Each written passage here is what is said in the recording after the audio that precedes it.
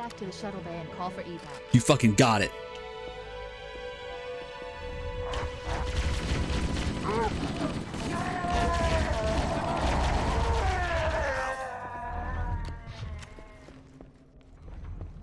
But yeah, I was listening to Hugo Martin and Marty Stratton, the main guys behind id and id's relationship with Bethesda, and they're talking about what Doom Dark Ages is going to be, and they're saying that like if the Slayer moved like a jet in Eternal, and the Dark Ages he's going to move more like an Abrams tank, and I'm just like, yes, that's the right fucking call. Slow down, Doom. Make every move have a little more weight behind it. Everything has a little more heft. Fights can go a little longer, or at least what I'm assuming they're gonna do with that one. Like, I don't want it to always have to be that like every fight is I'm fighting like 50-60 monsters, but you know, they can kind of go down a little quickly. Like, if you give me a fight that's, oh, there's a Baron, there's a Mancubus, and it's like, okay, that's the fucking fight. I just have to handle this fucking hard, heavy fight and deal with that. Like, that sounds fun to me with this new Doom stuff.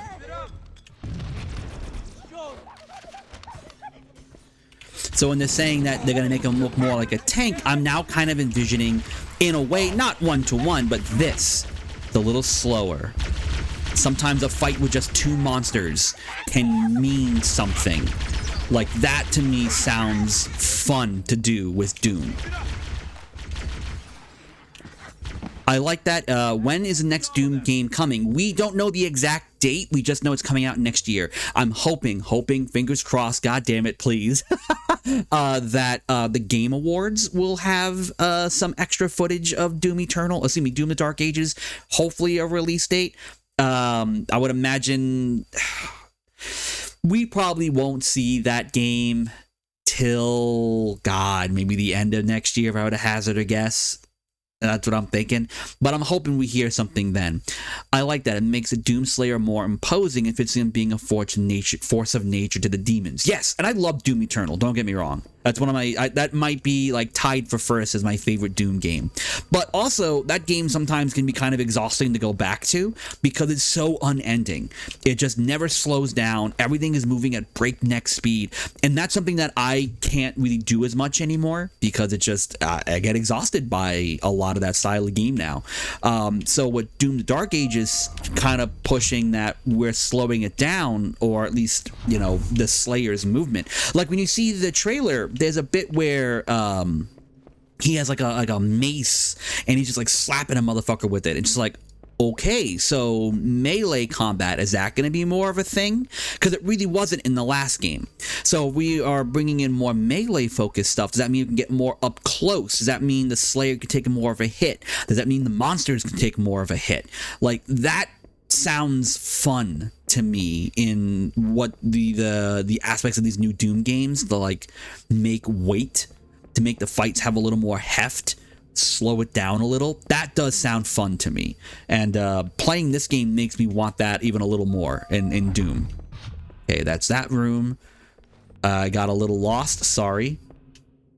I got too distracted talking and blowing shit up that now I'm like, oh shit, which way are we going? Cortana. Hey Cortana, I'm sorry. Can you tell me where to go?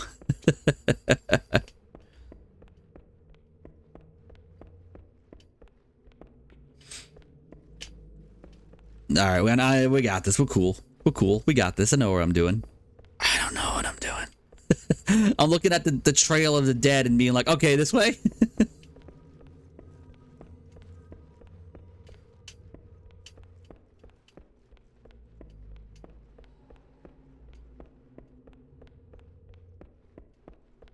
If I just walked in a circle, I'm going to be really upset with myself. Well, oh no, we're going this way. Okay, cool. I just see the dude walking. Okay. I was worried I wasn't supposed to be in here, but I am supposed to be here. Okay, I see now. My bad. We're cool. Well, by the way, you should, well, yeah, you know what? True. Whoa, Jesus. Cortana to Echo 419. We have the captain and need extraction on the double.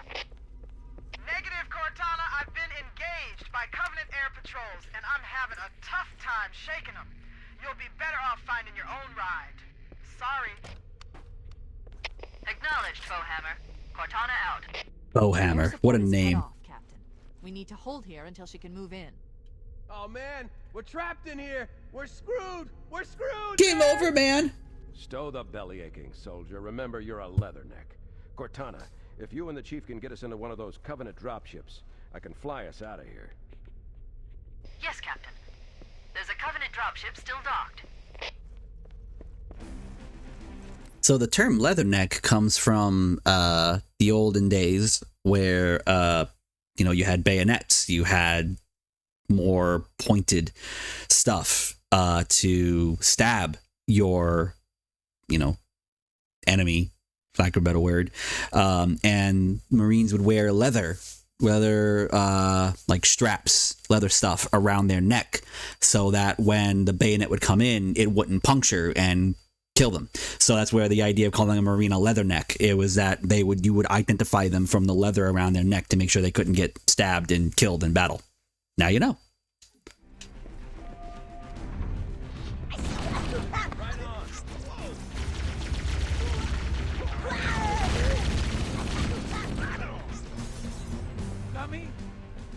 Whoa! The other person. Yeah, like, I don't want to say, like, when the Marines kill a bad guy, because fucking sometimes they're just killing people who don't need to be killed.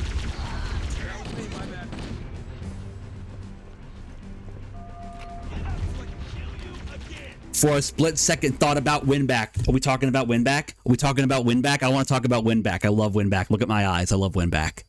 Let's talk about Winback. Yo, I love Winback. Winback is a shit. Winback gets so much grief, and I don't agree with that for a second. Winback is so good. I prefer playing it on PlayStation 2. The N64 version, the original N64 version is good. It's good. It's fine. But the PlayStation 2 version is where it's at. Winback 2, you can take or leave. But like, Winback rules. Dog, Winback. Winback. Get to play as Jean-Luc, shoot some dudes, hide behind cover.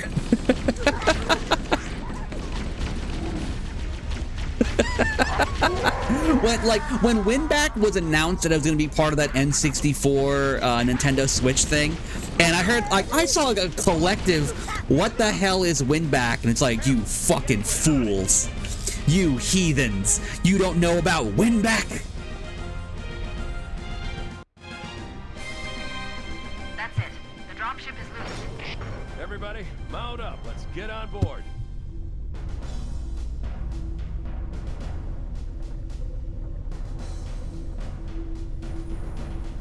Give me a minute to interface with the ship's controls.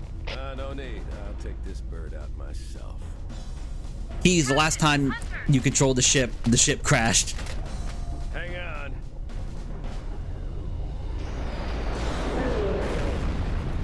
Alright. Time for a little payback. Alright, that was cool, Keys. Alright, Captain Keys. That was cool as shit. That was cool.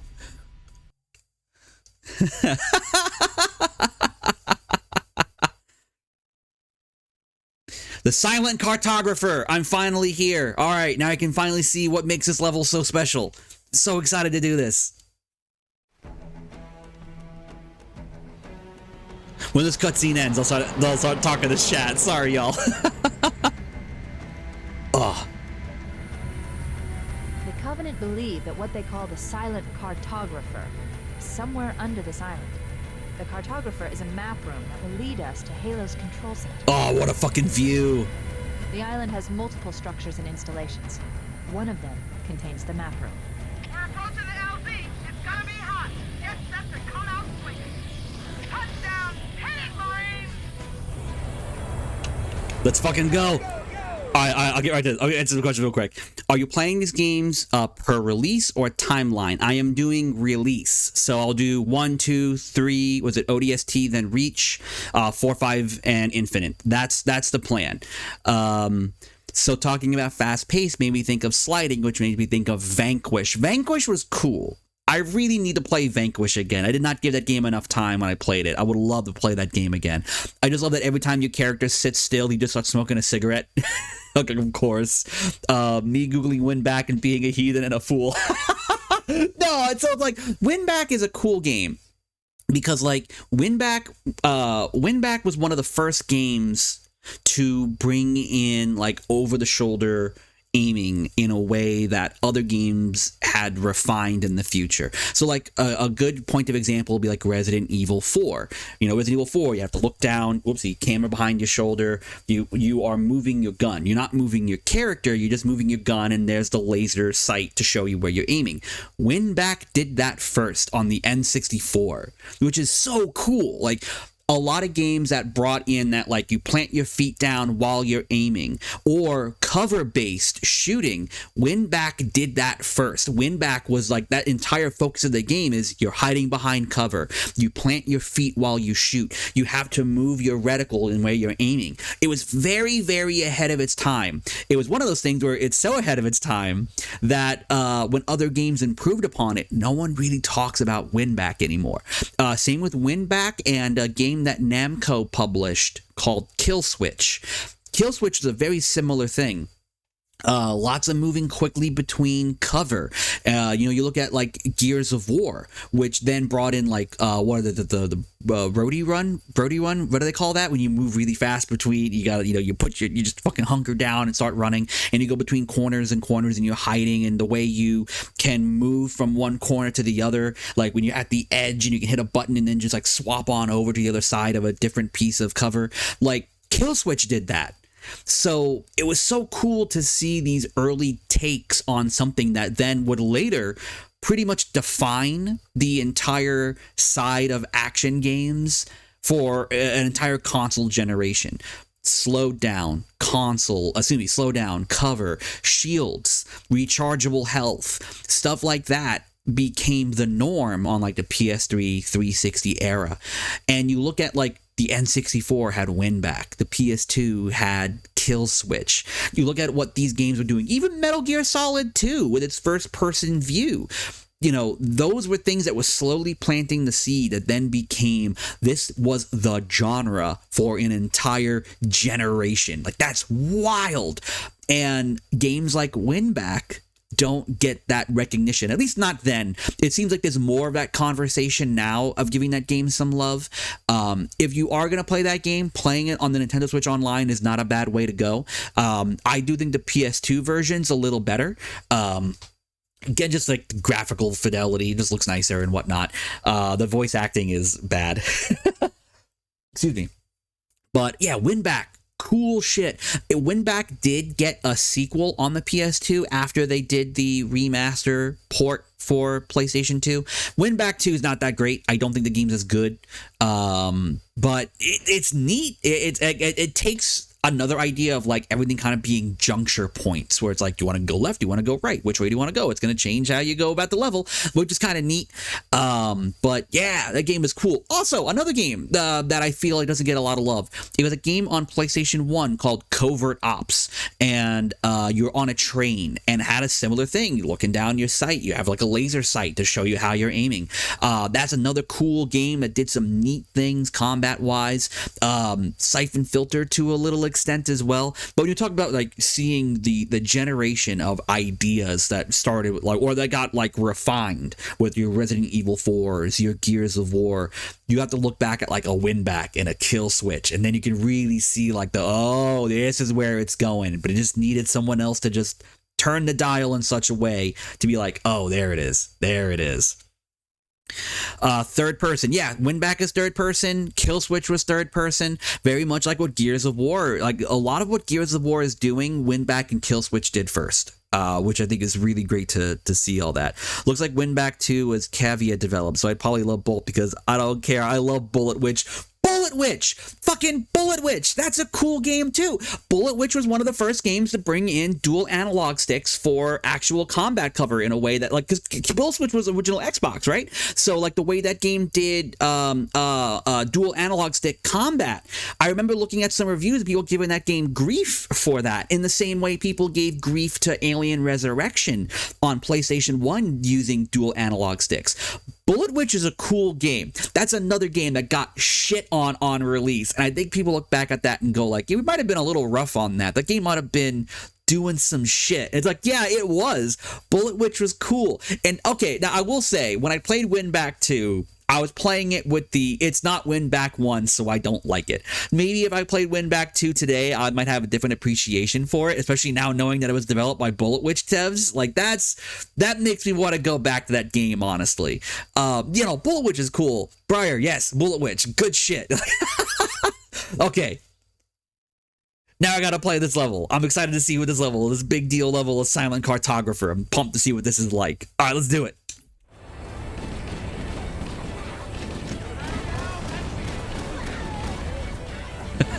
Do something new, get shit on. Do it 10 years later. Oh, this is amazing. Nailed it. Yes. That is wild how true that sentence is.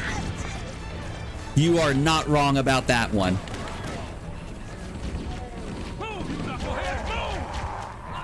Sega in the background. What the fuck? Yeah, dude. Ugh. Sega, always. For better or for worse, man. That game, the Sega was always trying new shit. Sometimes it was done out of spite, but they were trying new shit.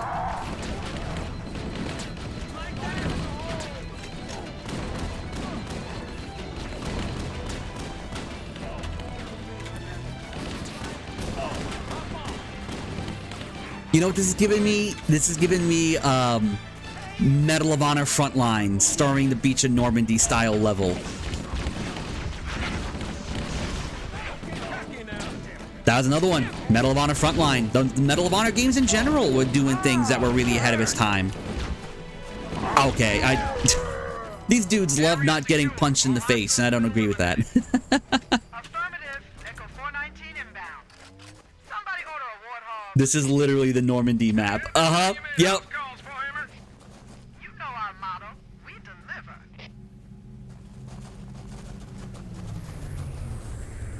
All right, Warthog. Me and you. I'm gonna flip you so many fucking times, dog. Sega needs to get it together. I need the new Golden Axe to be good and the PSO remakes Dreamers to be real. I agree. I will be beyond upset if the new Golden Axe isn't great, because we need it. Because Golden Axe 3 didn't get released in the States. That was like a European only one. It wasn't until like collections where we finally got Golden Axe 3, and it's fine. And then you had like Golden Axe that what was that Golden Axe fighting game that was like arcade only? That game was cool. But Golden Axe Beast Rider just put the last nail in that coffin. I just want the new Golden Axe. It needs to be good. I want it to be good so bad. And those if there's new Phantasy Star, I think it's time. I think it's absolutely time for new Phantasy Star. Medal of Honor has been missing for a while. COD, I think, wiped it out. Yes. So, oh my goodness. Medal of Honor is heartbreaking because Medal of Honor, when it was still in World War II, so from like Medal of Honor 1, Underground, Frontline, Rising Sun, European Assault, Allied Assault, like on the PC side of things, great games. What was becoming the problem is that World War II shooters just started to eat up the market, and there were just too many of them, regardless of the quality. There were some great ones. Those first 3 Call of Duties were great. The original Battlefields, good. But it was just, there was so many World War II shooters, and Medal of Honor just kept feeling like old hat. Look at when after Call of Duty 3, we then got Call of Duty 4 Modern Warfare. Modern Warfare shook the fucking industry. People who loved Call of Duty now loved Call of Duty. People who didn't like Call of Duty now loved Call of Duty because the modern take was so loved. They wanted to get the fuck out of World War II. So Medal of Honor stayed there. It stayed there for a long time. Modern Warfare was really good. It was so good. But then what came out after Modern Warfare? World at War, another World War II shooter. And World at War is not a bad Call of Duty, far from it. But people did not want to go back to World War II. They just did not want to stay there anymore. After getting the taste of Modern Warfare, after seeing Captain Price, we are leaving, and the whole nuke scene, the last, the Mile High Club fucking mission where you're fighting in the airplane, was the coolest shit. No one wanted to go back to World War II. And Medal of Honor stayed there for so long. Even on the Wii, they had the Medal of Honor Heroes games, which are Modern Warfare, which were World War II still. And then we had that unfortunate fucking take, the modern war, the Medal of Honor modern take, where we had Medal of Honor made by Splash Damage, and that was the one where they were like, oh, this is actually based on like actual events of things that happen in like the modern day wars. You got to become like tier 1 operatives, you got big beards and they were these modern takes on Medal of Honor, which were trying to be more cinematic in its approach, where it didn't want it to be as arcadey as a Call of Duty, but not as big in scale as Battlefield. It wanted to kind of be this in between. And for the first game, it worked. With just called Medal of Honor, it worked. And people were happy to have a Medal of Honor that wasn't just another World War II shooter. But then there was like that weird side of the camp, i.e. me, who was like, yeah, but Medal of Honor is World War II. We've been there for so long that this is where it's always going to be. And when it's not there, it's like, then what is Medal of Honor? What is going to be, what makes this game different in comparison to Call of Duty, Battlefield, and now the glut of modern military shooters that Medal of Honor is entering? When Medal of Honor Original came out, we didn't have the glut of World War II shooters, and it felt fresh because it was DreamWorks Interactive that was making it. Sony had some hand in it, I think, like in a little bit, because like the first and second Medal of Honors were exclusive to PlayStation. You had Steven Spielberg's involvement because it was DreamWorks Interactive. It was doing a lot of audio and like visual aspects that Steven Spielberg did with Saving Private Ryan. So bringing that to gaming felt wild, especially with Medal of Honor Frontline. There's the third Medal of Honor, which is on PS2, and that starts with the invasion of Normandy. And I think Allied Assault had done that as well on PC, but just the way it was presented, like it straight up is almost doing identical scenes from Saving Private Ryan, like the people going in the water and the bullets coming down, like that entire bit was like straight up Saving Private Ryan. So once you become a modern military shooter in now a very glut, the field is just full of modern military shooters. What makes Medal of Honor different? And the answer was fucking nothing, because they made a sequel, Medal of Honor Warfighter, and Medal of Honor Warfighter had one same issue that like Titanfall 2 had, where Titanfall 2 was released in the same period between a Battlefield and a Call of Duty, and no one fucking touched it because we're already kind of slammed by the two big guys of the genre. That Titanfall 2 just kind of got ignored because it was the Call of Duty, it was the Black Ops, that was Infinite Warfare. So that was the one where it was also doing future shit and wall running, and you had Battlefield doing its thing. So Titanfall 2 got stuck in this limbo of like where the fuck do we go? The new Medal of Honor, which was called Medal of Honor Warfighter, what a title. That kind of got stuck in the same type of bit where it's like, we're releasing it in a way that's like right before Battlefield, or was right after Battlefield. And here's the fucking kicker. Battlefield is EA. Medal of Honor Warfighter is EA. EA had its own game competing against its own game. They had Medal of Honor Warfighter fighting for the same crowd as Battlefield. The fuck are you doing? What do you think was going to happen? No one's going to want to play Medal of Honor because it's Medal of Honor. They rather play Battlefield, which has already established itself as being good in this modern setting. Medal of Honor, people still are not super down on where it was going. Also, Warfighter was a bad title.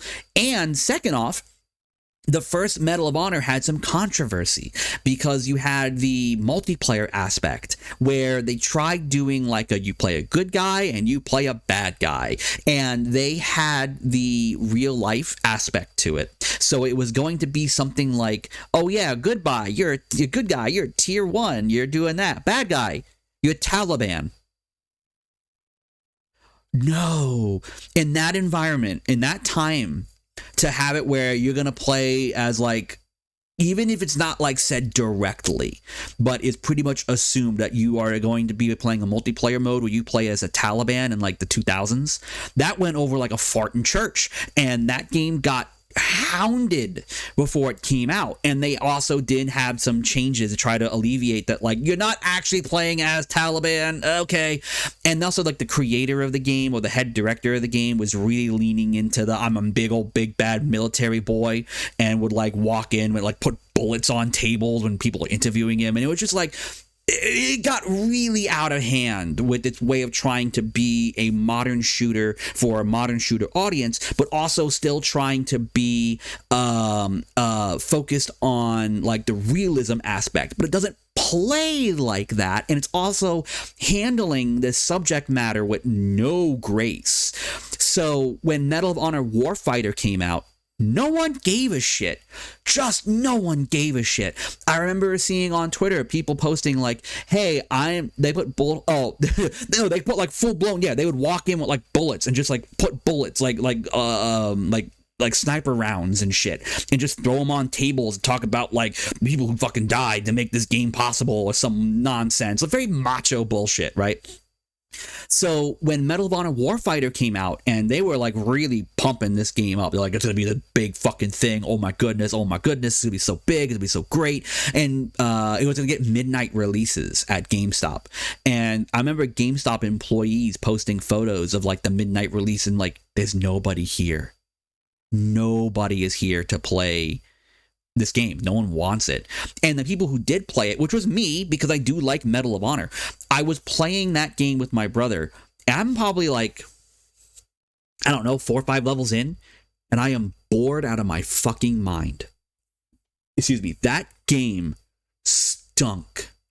Just bad across the board. For as like as good looking as that game was, and its environments were really great, the weapons looked good. I thought some of the humans didn't look as solid, like a lot of dead behind the eyes, kind of that uncanny valley stuff as you try to make it super realistic, but not like, you still need to have some kind of animation style. You need to have some type of just stylized presentation. It doesn't need to be super over the top, but like, you need to have like some kind of bigger eyes, bigger mouth movements, something. When you don't have that, everyone just kind of looks like a mannequin, and everyone in that game looks like a mannequin. It's also one of like the it's also a game that has one of the worst looking like young child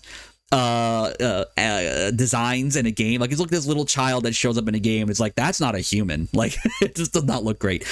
But like, the game just ends up becoming Renesmee bad. Oh, not as bad as Renesmee, no, but it's equivalent. It's not great. The numbers basically. But there was just something about Warfighter that is just so fucking boring. And I played a lot of military shooters at the time. I played a lot of first-person shooters. I still do. But that was just bottom of the barrel. It was such a bummer. And then EA sends that game out to die by releasing it at the same time as its own Battlefield series, which they did not learn their lesson, because they did it again with Battlefield and Titanfall 2, which is a great fucking game. Titanfall 2 is fantastic. But, yeah, broke my heart to see what happened to Medal of Honor. And when you look at what happened too, before Medal of Honor, the remake, the modern take on it, before that was Medal of Honor Airborne, which was a cool game because it was still World War II, and you would start every mission jumping from a plane. And the way it worked is that you can pick where you were going to land and what missions you were going to solve, how are you going to do the objectives. It wasn't as linear. It wasn't just going from, corridors and going from a very cinematic linear approach. It was very much like a, where are you landing? Okay, you need to jump out of the plane. You need to, when you pull your chute, you need to control your body. You need to get everything going away. It was so cool. Loved that game. And I think the most recent Medal of Honor we've had since Warfighter is a VR game, which I can't play because I'm terrible at VR. Apparently it's fine, but I would love for Medal of Honor to come back one day. I don't know. I hope so. Because when Call of Duty went to super duper future with Infinite Warfare, and they did all the space stuff and you're like fighting on Mars with robots, Call of Duty fans soundly rejected that. I didn't. I loved it. But they rejected that pretty outright. And then after that was Call of Duty World War II. And my first thought was, I don't want to go back to World War II. Like, so maybe I'm, saying like the only one I'm okay with doing it is Medal of Honor, but still, it was just a shame to see what happened to that franchise. Just really weird. It's like in 2022 when Square Enix released like 6 games within a week of each other and was shocked at the sales numbers. Yes. Also, Square Enix has this horrible fucking habit of saying every game did not meet sales expectations. If you look at like any of the games that they were either developing or publishing since like the original Tomb Raider, the remakes, I should say, when they got Crystal Dynamics and were doing those new Tomb Raiders, almost every fucking game is then followed by saying did not meet sales expectations. Like what happened to Deus Ex, happened to Tomb Raider, happened to Hitman, which is why they sold those companies to Embracer. And then you look at what's going on with their new games, those RPGs that are all releasing on top of each other. You look at what happened to Foam Stars, even the new Final Fantasy 16 and 7, which I think there's something to be said about maybe those being console exclusive may not have been the right call. Maybe console exclusivity today is not the right call, but Square constantly says all of their games do not meet sales expectations, and that blows me away. When you set your expectations too high, nothing will. Justice of Harvestella, yes. And it reminds me of companies saying they wanted their games to get Call of Duty numbers. You remember that? Where it was like, we want the games to play like Call of Duty, look like Call of Duty, sell like Call of Duty. And that's how we got stuff like Resident Evil 5 and 6 looking the way they did. That's how we got something like the Medal of Honor games. And they were all chasing that Call of Duty thing. And it seems like most companies have seemingly, at least publicly, privately, I don't know, publicly they seem to have pulled away from being bold with those sales expectations. But Square just still is like, yeah, dog, if every game doesn't sell astronomical numbers, it's a failure. It's like, what do you mean? Like, you got to give these games a chance. A Harvestella, for example, has got to get a chance. Like, it's unfortunate to see these games that have been got so much time put into them, and apparently so much money put into them, to just not succeed. And it's a bummer. It really is a bummer, and I hope that's something that Square learns from. Okay, let's move out. Let's go find the map room. Sorry for that rant there. Halo's control center. Medal of Honor was something I didn't realize really meant that much to me until I started talking about it. It's like, wow, I really love Medal of Honor. FF16 was great. I loved it. I am actually planning on getting to play that game. My cousin, who's really into Final Fantasy, loved FF16. And I definitely plan on touching that game soon. Because I've heard so many great things about FF16 that I'm like, I really should give this game a shot. Oh, can I not reach him here?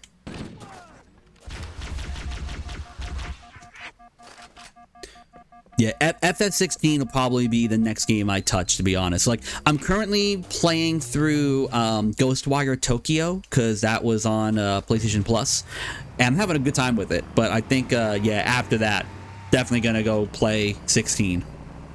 Whoa! Kill him. Kill them all. I'm hit! School is now in session. Good job, team.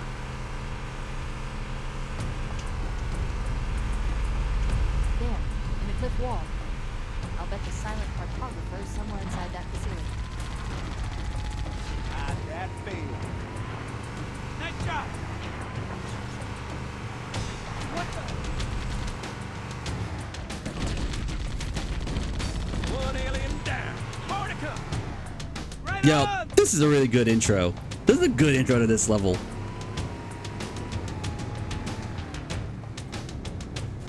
I'm gonna go pick this up real quick. There we go. There's another one. We're going up. Oh, I love this job.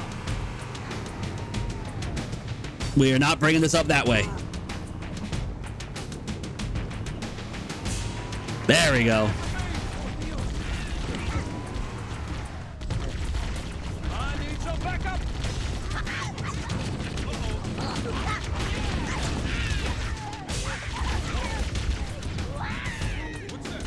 Oh, it's always fun to see someone get exploded out of an open doorway.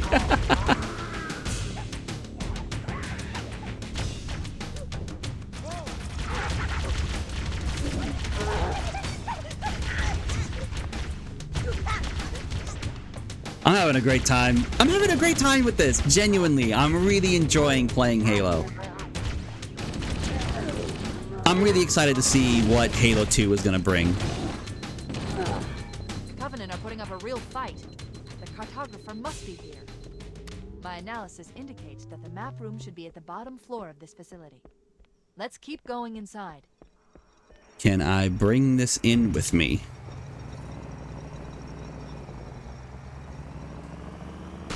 Okay, no, I can do this. I can do this. We're bringing this bad boy in. Bringing it in. Bringing it in. You're good. You're good. You're good.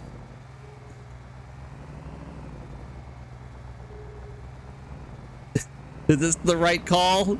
Probably not.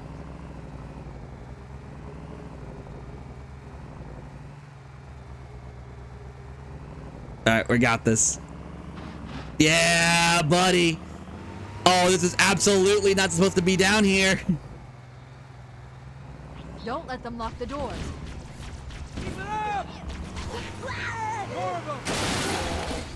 Okay, yeah, that's supposed to be down here. Interesting.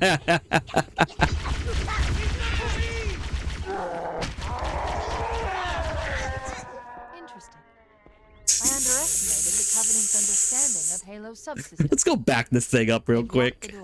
That door said nope. Firepower to get through. All right, let's get you out of the way. Go ahead, Cortana. Have you found the control center? Negative, Captain. The Covenant have impeded our progress. We can't proceed unless we can disable this installation's security system. Understood. We're still en route to the objective. I may be out of contact when we get there. Here are your orders. I want you to use any means necessary to force your way into the facility and find Halo's control center. We have to get to the center before the Covenant, and failure, people, is not an option. Echo 419 to ground teams. I'll stay on station and keep an eye out for Covenant bogies. Second squad, ready to roll as soon as everybody's topside. Oh no! All right, Look secure, sir. Nothing moving. all right, y'all. We're gonna have to K-turn our way out of this. This is one of the best parts of Halo, trying to get in vehicles to areas they should not be. Yeah, I'm learning that now. Okay. All right. Okay. We can do this. All right, hold still, team. We got the shimmy shams. Look at them shaking. Look at them shimmy shamming. Oh god, get back on here, dude, before I hit you with the car by accident. You gonna get back on here? Let's roll! Alright, there we go. Yeah! Alright, let's get the fuck out of here. Sorry about that, y'all. This is the wrong call. But you know what? This thing controls like a dream in tight corners. Yo, what's up?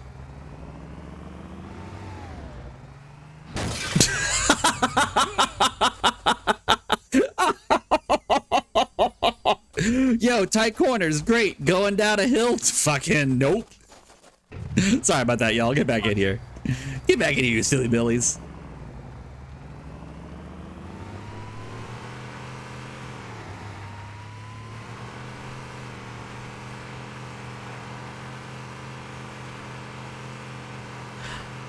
Yo, Fiddy, check out this sick ramp. There's a path into the interior of the island.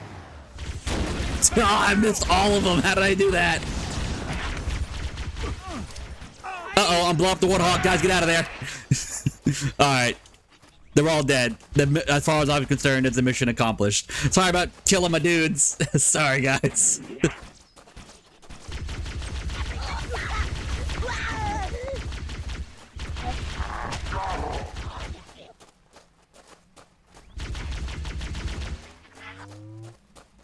It's like the gunner got launched like 30 feet in the air and did not get fall damage. No, it wasn't until I blew his ass straight to hell that he finally felt something.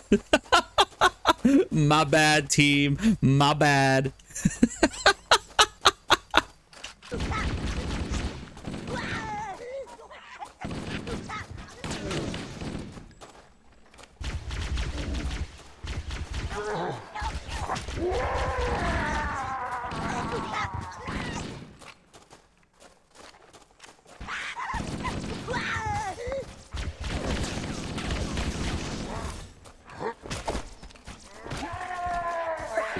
I did it first.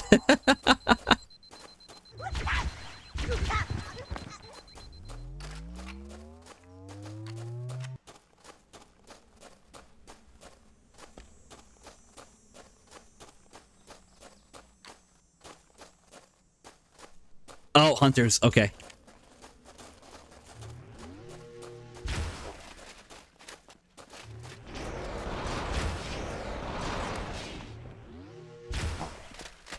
Oh boy.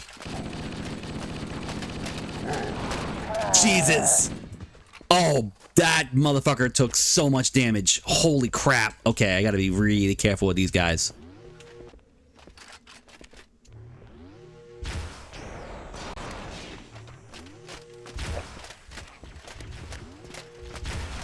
Oh, shit.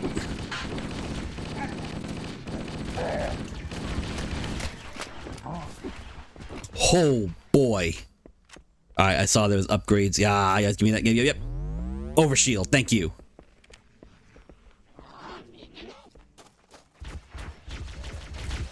Oh, I definitely need to go get a new plasma weapon because that went. Maybe shouldn't have used all of it on the hunters.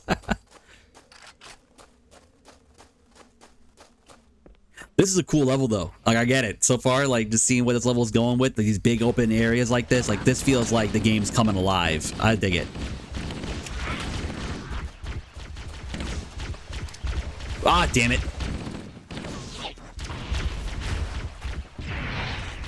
There we go.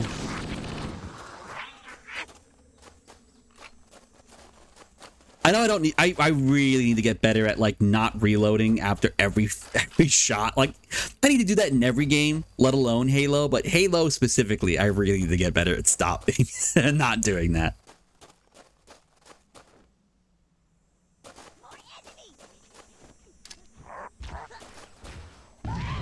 Satisfying.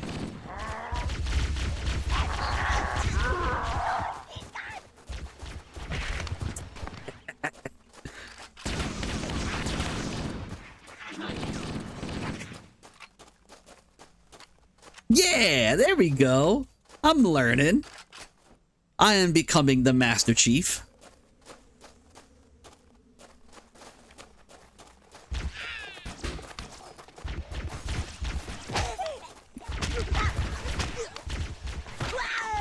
I know I shouldn't do that all the time, but I'm gonna. Oh boy. All right, that was my grenade and something else.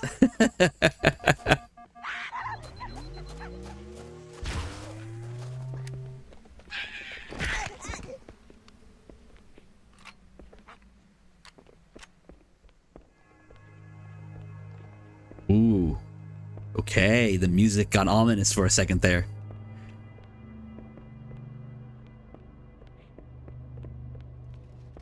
Hunters. Oh god.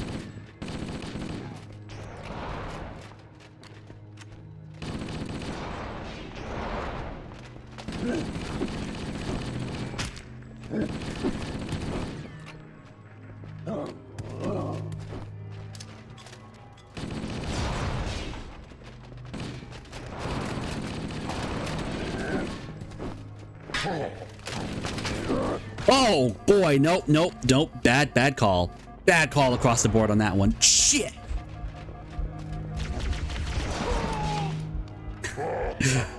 Okay, yep, okay, cool. Hunters, scary as shit. Good to know. Oh, thank you. I'm gonna go with the plasma grenades, which might actually be a bad idea if a hunter rushes at me and I plasma them, because we're both going to hell at that point.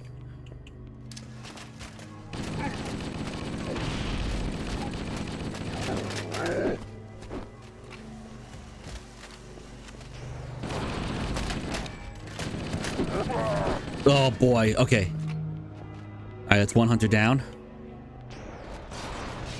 Good gravy. That does a lot of damage. Okay.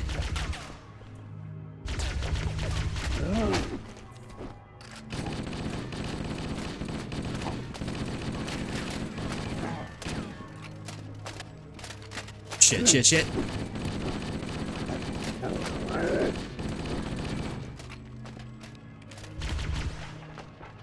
Crap. Oh, I need you to please die already. Oh, I'm begging. I'm gonna go get another overcharge.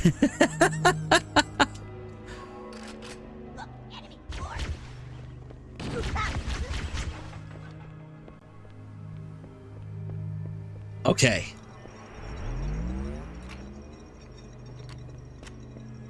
Was it Halo 2 that brought in like the collectible skulls? You can find like all these collectible stuff in the levels.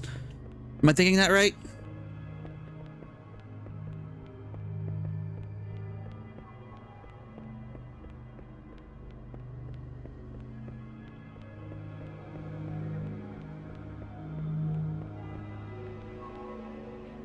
Oh, whoa. Use the holo panel to shut down the security system.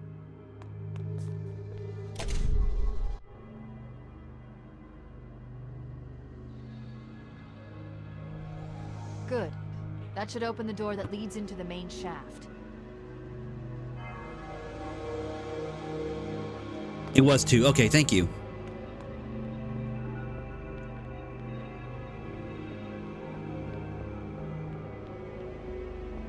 Because I remember that being a big, a fun thing for people to talk about too.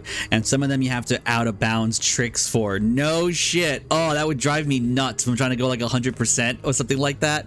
And I have it where it's like, oh no, you need to break the game to get it. Oh, that would drive me bonkers. Mayday! Mayday! Dropship Bravo 22 taking enemy fire! Repeat, we are under heavy fire and are losing altitude! Understood. We're on our way. You thought you could hide from me.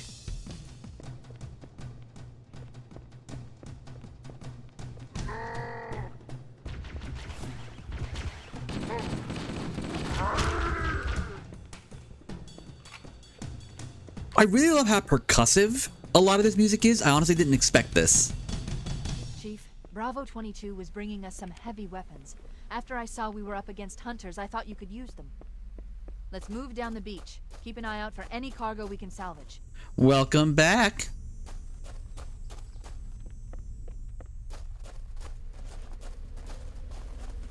Can I fall down from here and not die? Probably not. All right, let's take the long way down.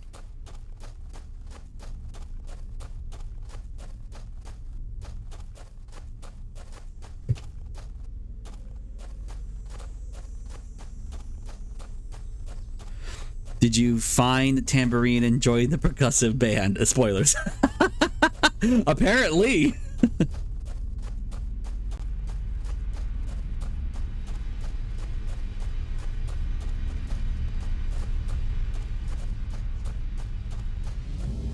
Oh, what's up, Jackals? Get over here.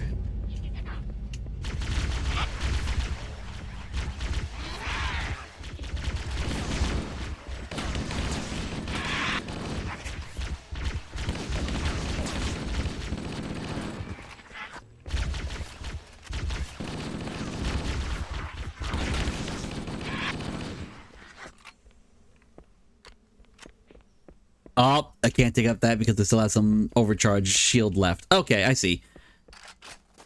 This spot in multiplayer at 4D Extreme. 4D Extreme. Oh my god. I could not remember what that place was called. I was talking about that with my cousin like last holiday or like last year in the holidays. And we couldn't remember that. And there was another place just for the life of us could not remember the name of. Oh my god, 4D Extreme was a fucking trip. I hated going there sometimes.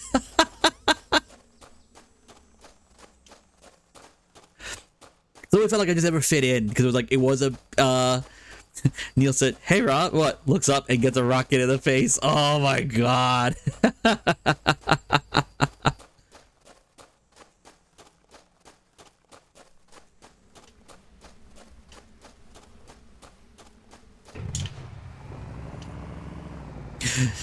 Oh man, yeah. 40 Extreme. I always remember being like, that's where the cool kids hang out.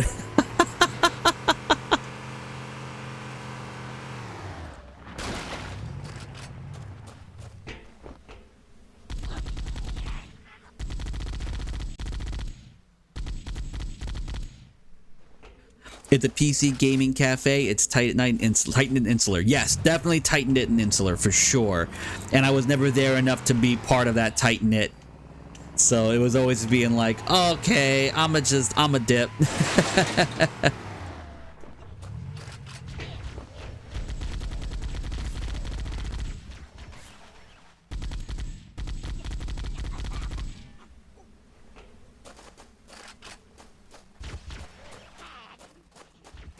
Oh. Hey, baby. Oh, hello. Huh. Huh. All right, I'm gonna save you for later.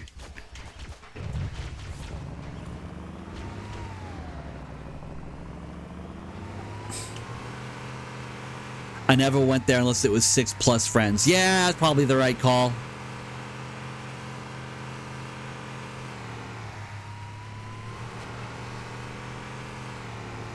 I probably would be better off if I had done that myself.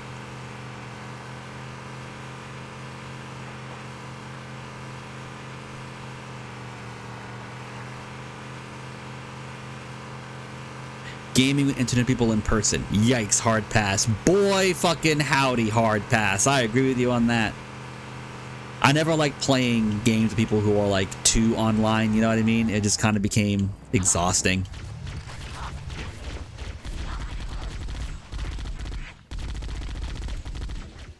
I know you're behind there. Come on. Come on. They're gonna make me run.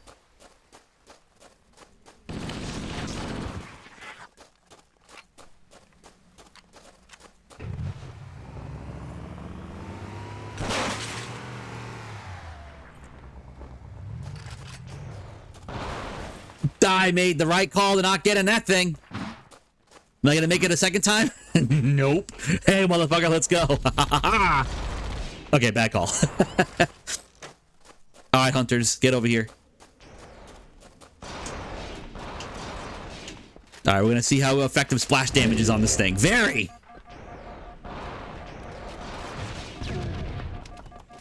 Huh.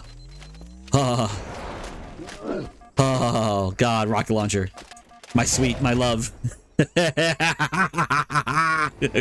I'm cool. They never made Jeeps the same after World War II. I had so much fun with Overwatch 1 because I just played with a full team of friends. I definitely missed out on the Overwatch train because I was so afraid by my sweet, my love, my... I never wanted to play Overwatch with randos. And that was like the only way to play Overwatch other than my friends who were like very good at the game. And I just wouldn't be like, I don't want to learn this shit. I just don't want to do this. I just never got into it. All right, Hunter, gonna hit you from here. Okay, get a little closer. Like, just team-based first-person, just team-based multiplayer. Multiplayer in general, I have definitely fallen out of love with.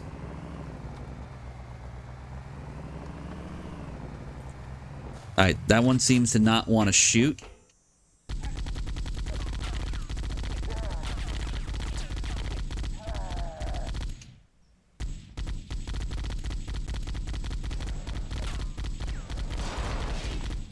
You fool.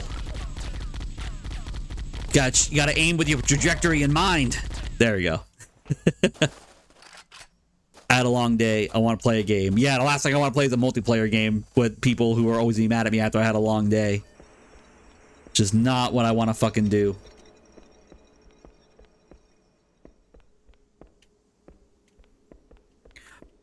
which is why I've definitely been leaning more towards slower games right now. Like not just like speed, but like just games where I can kind of take my time with them. I'm playing. I'm grinding platinum. I'm grinding platinum, you cook. What are you doing? Yeah, I don't want to deal with that shit. I just don't. Like I'm now getting into or starting to play like more like visual novel games. Like there's a Tron visual novel I'm going through on the Switch right now, and I'm having a good time with it. And it's like I would have wanted to play that like 10 years ago. Now it's like that sounds great. What are you talking about? I am enjoying it. Yes, I need to get back to it, but I am enjoying it.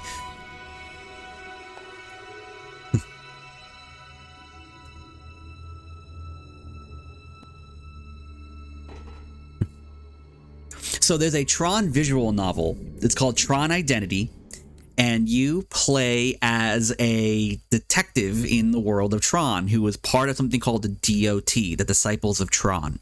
And you are investigating an incident that happens at a building where someone stole something from the building, and there's this big explosion that has wiped people's memories. They're giving them like temporary amnesia. So as you're trying to figure out what happened, what was stolen, who's involved, it's all just through visual novel stuff. And it's you go through these puzzles as you go through people's identity discs and try to piece their memories back together. It's fascinating what they do with Tron in this game. So it's so far there's no like movie characters are in the game.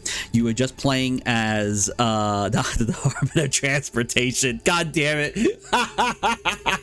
Yeah, yep, that is the acronym.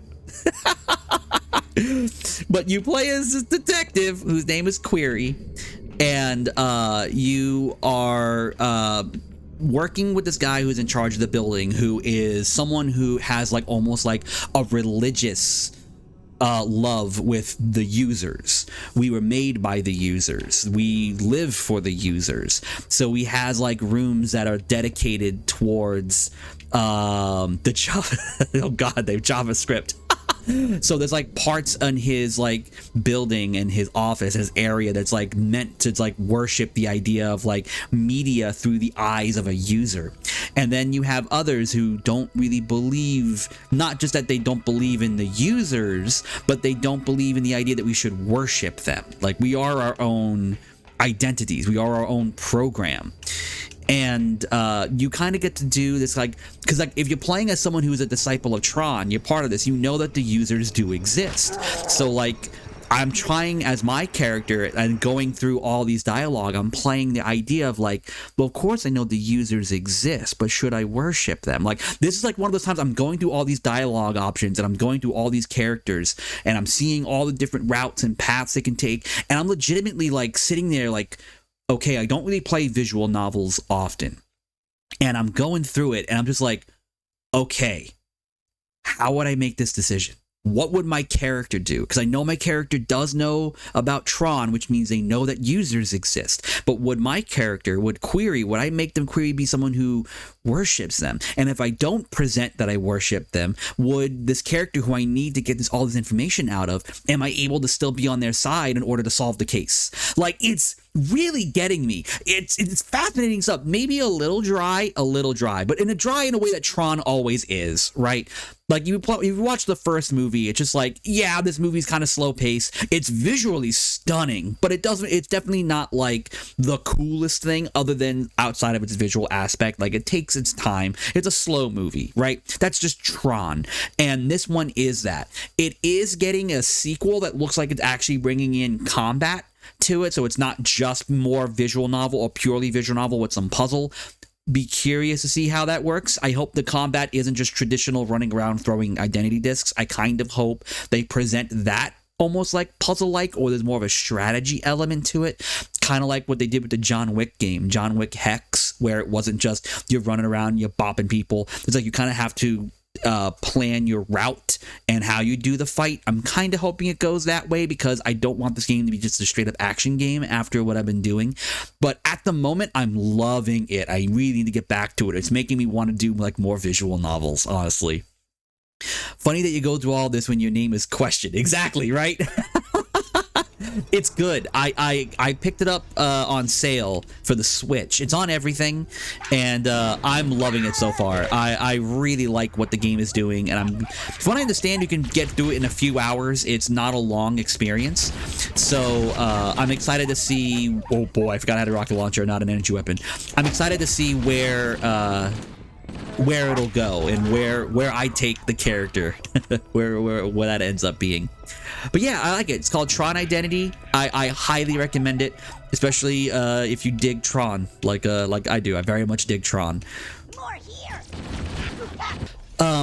I did watch all of the Halo series. I did watch that with my dad. My dad walking into that show knowing nothing about Halo.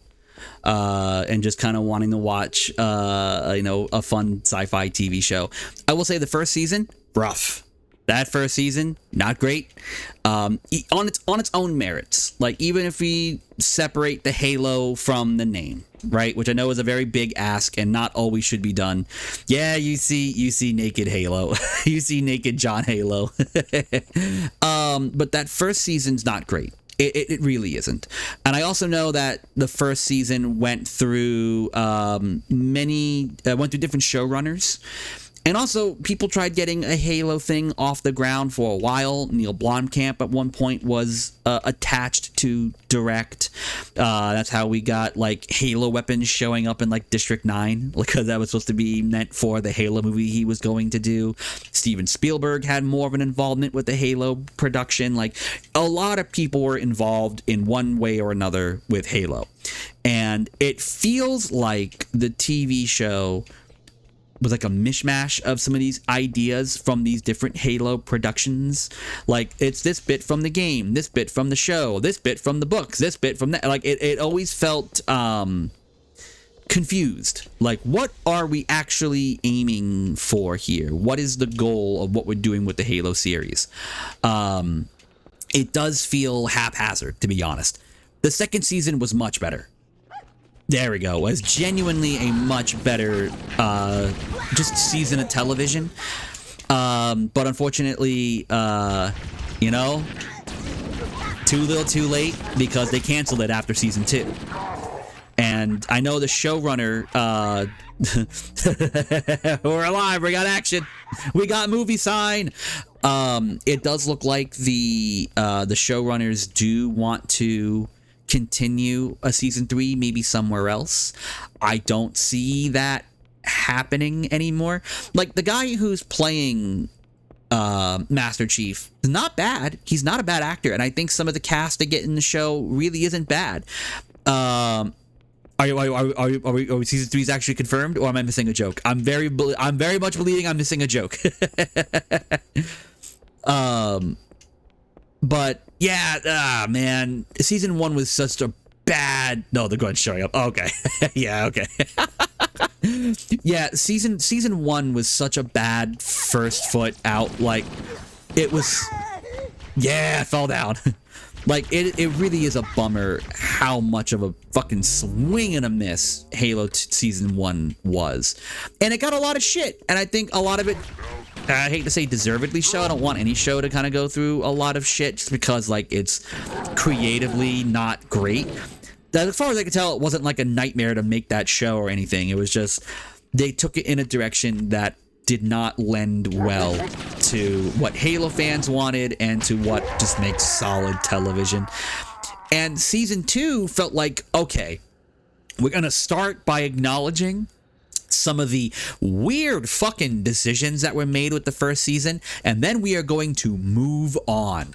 Like, seasons 1 and 2 are way different. Like, season 2 actually had a consistent showrunner, which season 1 did not have. Season 1 went through multiple showrunners. So with season 2, they got one guy, stuck with it, and that was that.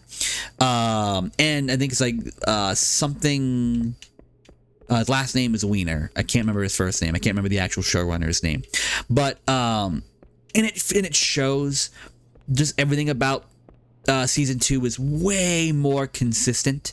It's a tighter series. It actually does more stuff with the games. Like, oh, we're actually going to touch on the fall of Reach. Oh, we're actually going to touch on the Flood. Oh, we're actually going to touch on all these There. things That holo panel should activate the map. that probably should have been there from the beginning. Analyzing. Halo's control center is located there. That structure appears to be some sort of temple or shrine, if I've interpreted this correctly. Interesting. A shrine is an unlikely place to put such a significant installation. Cortana to Captain Keyes. Yeah, I think it is David Weiner is the show's name. His ship may be out of range or having equipment problems. Keep trying. Let me know when you've re-established contact, and then tell him that the Master Chief and I have determined the location of the control center. We'll be heading there as soon as we're topside. Affirmative. Phone hammer out. No, sorry, excuse me. Yes, season 2 really was like, okay, we're finally starting to figure this shit. Yeah.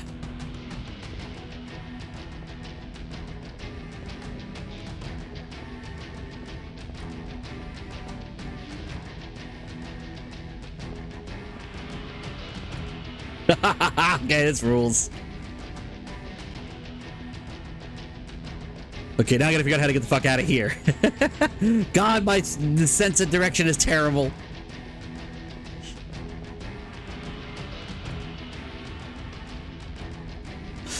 Going topside. Yeah, no, season 2 was better, and it's like, hey, you should watch Halo, but don't watch the entire first season. It's like, that's a big fucking ask.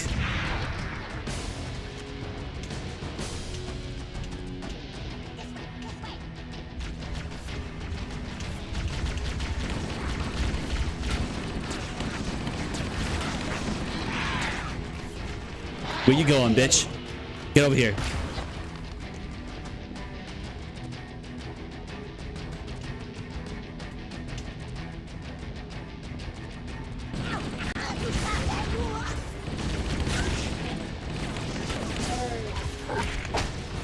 Oh, I still got my rocket launcher. Okay, I don't want to fire that in close range.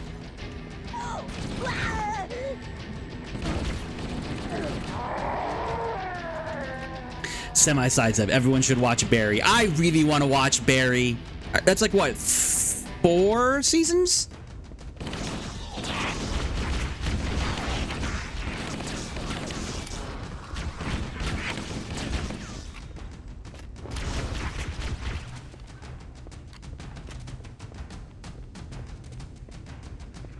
I know where I'm going now. I'm doing this.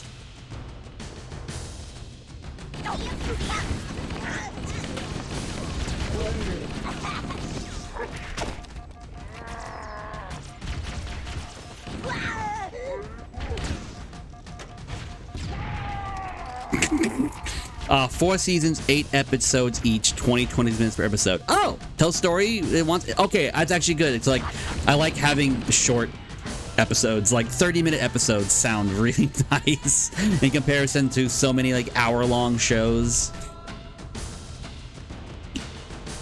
Especially for like prestige television. It's like everything's an hour and a half, and it's like, I can't handle that, man. Mini movies. Yeah, once it becomes mini movies, I'm just like, I wanted to watch a show that was like in and out.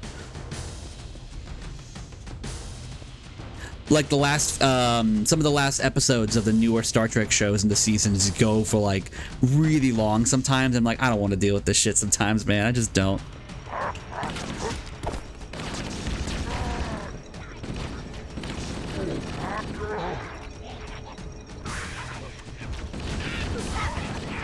But I'll catch clips of what goes on in Barry, and it's just like, oh, yeah, I really should watch this. This looks 100% what I want to watch.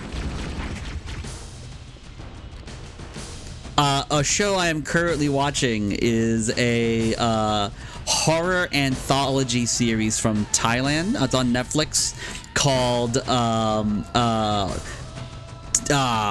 Terror Tuesday Extreme. Apparently it's based on a Thai radio show or podcast. I've heard it both ways. Shit! I deserve that. Also, Instant KO to get behind the leads and gun butt them. Thank you. And that show's all right. There's some silliness to it. Sometimes some episodes are kind of stinkers, but when that show hits, I've been enjoying it. But also, I like horror anthology, so I'm having a good time with it. But also, those episodes are like 45 minutes tops, and that's been good to watch. This way. No, bad idea. I should not be doing that.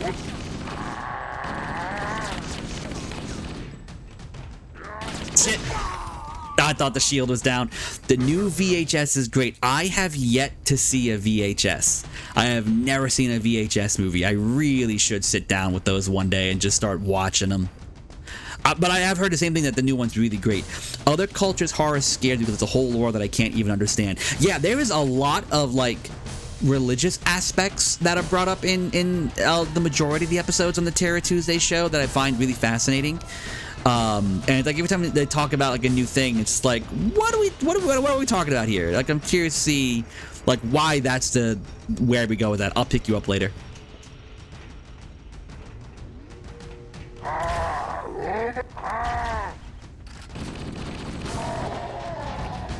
I'm back to getting that rocket. Thank you. Oh, 2 weapon inventories. Another thing that Halo and Call of Duty helped bring to the world.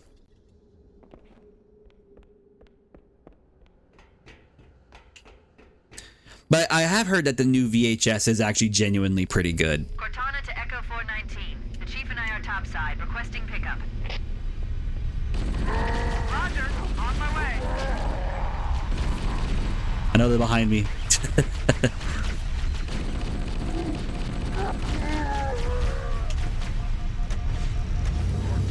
That's right, you run away.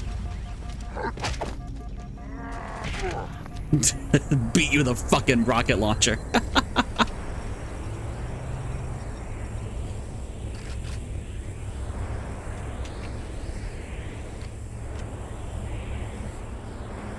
All right. This is fun. Let's get moving. Bowhammer, here are coordinates and a flight plan I've worked up. Alrighty. Cortana, these Yep. coordinates are underground. The Covenant did a thorough seismic scan, and my analysis shows that Halo is honeycombed with deep tunnels, which circle the whole ring. I'm gonna drop my controller. Your analysis is on the money, Cortana. This Pelican won't turn on a dime. Look on the bright side, Bowhammer. The last thing the Covenant will expect is an aerial insertion from underground.